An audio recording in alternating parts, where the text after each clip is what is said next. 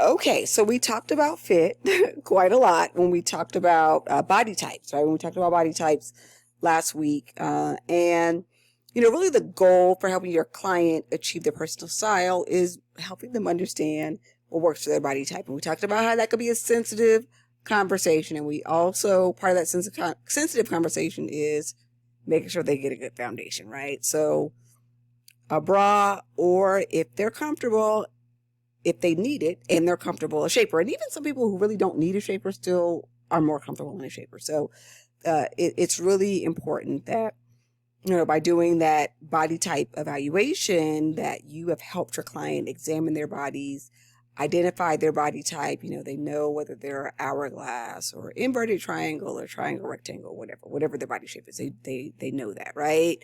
And by assessing and focusing attention on their assets, on the things that they have that are great, and understanding the things that they're not comfortable with or they may want to camouflage is really important to that, right? And it's really important to them feeling comfortable, not just feeling comfortable, feeling beautiful.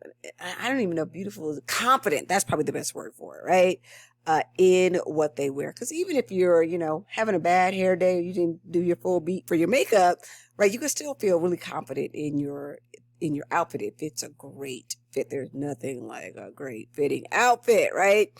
So emphasizing the assets that they have with the correct fit is also part of a visual presentation, right? So, and leaving, a personal mark on their personal style through fit. So, all right. So you've been looking at these words for a while. So let's just dive into them, right? So garments obviously should fit comfortably. Nothing should be too tight. Unless that's what they're going for, right? Because there are some times where tight is good, but fit comfortably.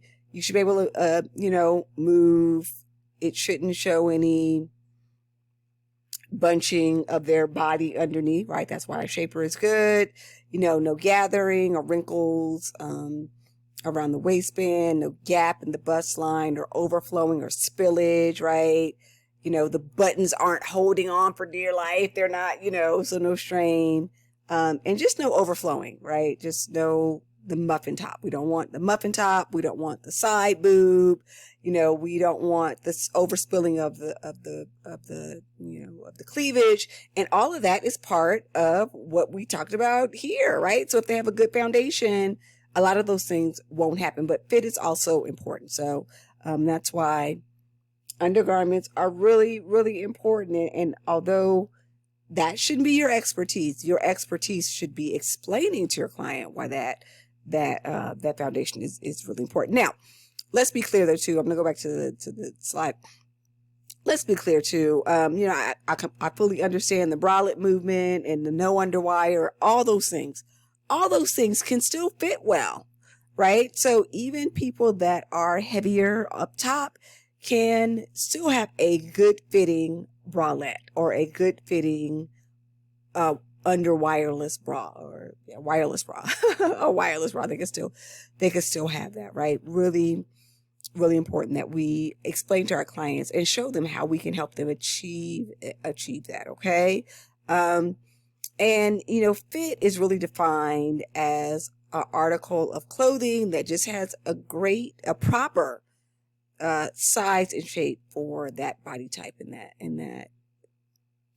that client, right? So again, by understanding the different body types that we learned previously, it's really, again, you having the words in your lexicon to be able to say you are a pear shape, right? So we should not do necessarily a wide leg pants, because a wide leg pant on a pear shape makes them look even heavier on bottom. They should be doing slim fit or bootleg, something that's a closer fit, right? So being able to make those distinctions that emphasize what it should emphasize. Okay.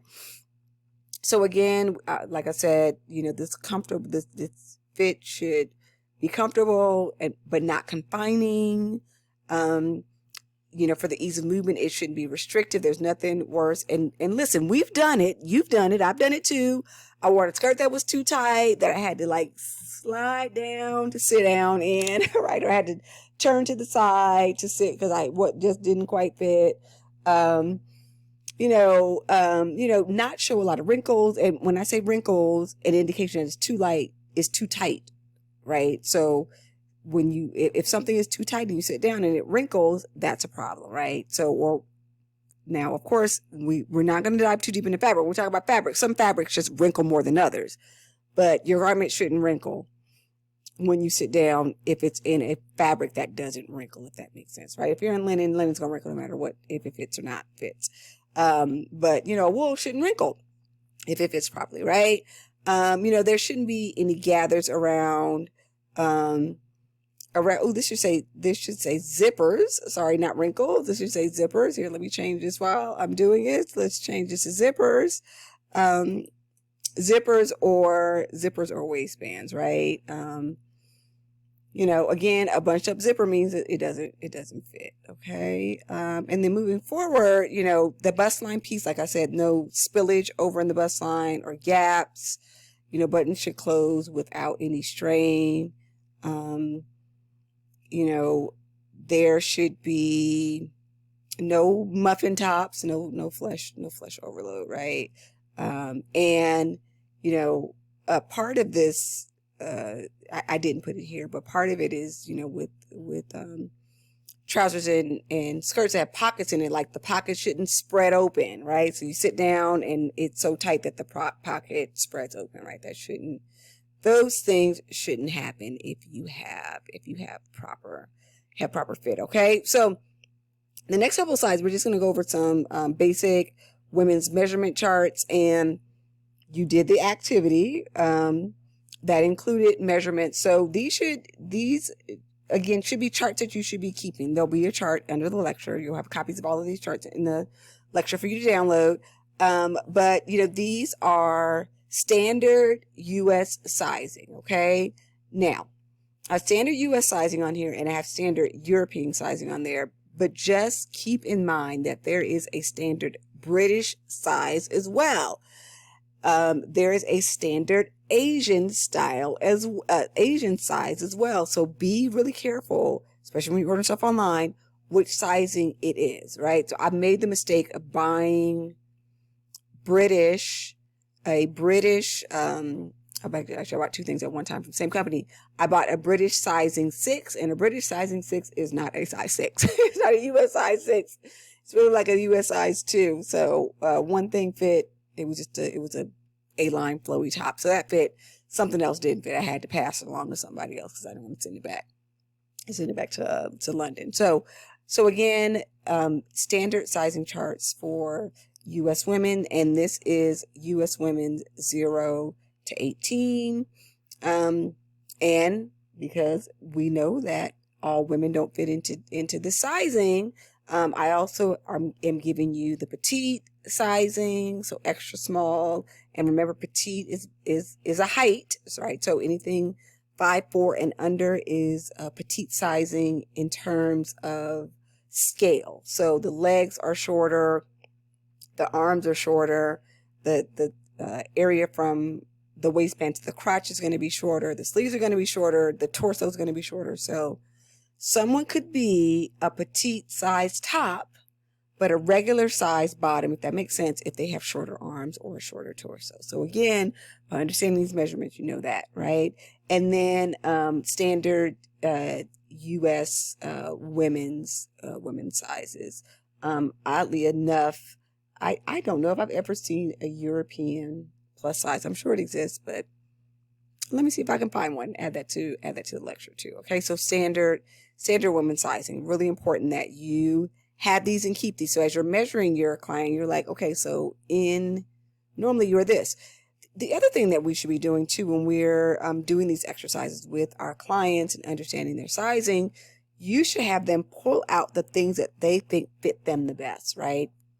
And let's have some comparisons. So let's have you pull out 3 bottoms that you think fit you the great. And hopefully they have them. If they don't, that's okay. But have them pull out a pair of jeans, a pair of trousers, so a work pair of pants, and a skirt, right? So I want to see these 3 things that you think that they think fits them the best. And then you can make your evaluation based on that. I want them to pull out a t-shirt.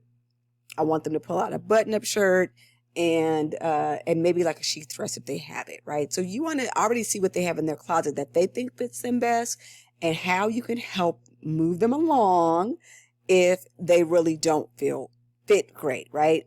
Or if they do fit great, or if they do fit okay, are there things that they just need to get tailored? Because again, we're looking at standard sizes, right? So I am a good standard size 6, right? My bust is here. My waist is here. My hips are here. But when it comes to length, I'm not a standard size 6, right? So I'm pretty, again, but I'm a rectangle body shape, right? If you're an hourglass shape, you could be a large top, right? And then a medium waist and then a larger, extra large bottom. So if you're buying a one-piece garment, we're going to have to get that tailored, right? So that it fits, if it's not stretchy, right? So that it fits right in all the right places, right? So, it's really important that we understand these sizing charts with our clients, and we're able to explain to them why we need to get this tailored, right? Because it fits okay in your bust, but it's not so great in your waist. And that even goes for women's shirts, even for women's, for tailored blouses, it goes for that too, right? So there's some things that we should be taking into consideration. Okay. So again, we have, regular US and European women's sizes, regular, US sizes for petites and US sizes for plus sizes. Okay. Now we talked about having a good foundation, really super important. The other thing that's really important to have a really great fit on, and we're going to talk about 3 different ways that you should have a really great fit on, is the perfect fit jeans, right? Because remember when we talked about all the different fashion personalities, jeans were in everybody's. Jeans was in everybody. We all wear them. According to Cotton Incorporated, which is a cotton lobbying and promotion group. So they put out this study that says that women on average wear jeans 3.94 days a week. So about 4 days a week. Now, mind you, this is pre-pandemic, right? So I don't know if that number's gone up or down, right? If we're wearing more jeans because we're at home, or we're wearing less jeans because we're wearing joggers and leggings and other things on the bottom. But jeans are a staple in every fashion personality's closet. So it's really important that we get jeans in a great fit, right? And it really, denim, a good fit jean has become a clothing staple. It's something we can dress up, we can dress down. There's a variety of shapes and styles and colors from which to choose. And you can get a good fit of jeans across the spectrum, right? You get a good fit pair of jeans at a $14.99 price, at a $69.99 price, and at a $129 price. And I'm not even going to lie to y'all. I have all those in my closet right now. I have some, there are these stretch jeans that I love. I have them in a couple colors. I have them in white, in a denim, in a red, and black, just because they fit me really well. They have a lot of Lycra in them. They're my super casual. They're kind of like my summer jeans because they're not a really heavyweight denim. And again, I dress them up and down, and they're really jeggings. They're not even really jeans. They're jeggings because of the fit. I have that. I am a connoisseur of Levi's. I know what Levi fits me. Levi's make a long length. They make a tall girl length, so I'm able to get those as well. And then I have my, I have some 7s. I have quite a few pair of Joes, and then a couple of jeans, like the Pilcrow that they sell at Anthropologie. So really good fit jeans. Okay. We're going to pause for the cause right here because we're running up on 15 minutes, and we're going to pick up this jean conversation in the next part of the lecture.